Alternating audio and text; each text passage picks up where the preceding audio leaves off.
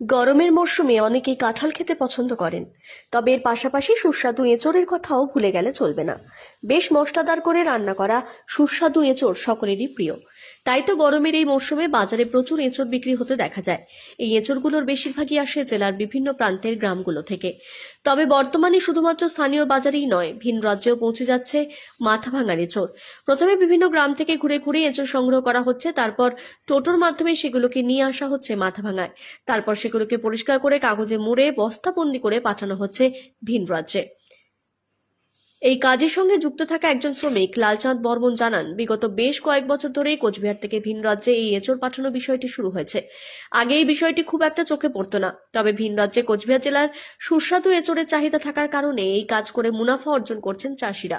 এছাড়াও মুনাফা পাচ্ছেন এর সঙ্গে যুক্ত থাকা মানুষেরাও। গরমের মরশুমেই এই কাজটি করা হয়ে থাকে। সংগ্রহ করে নিয়ে আসা এঁচোড়গুলোকে ধুয়ে পরিষ্কার করে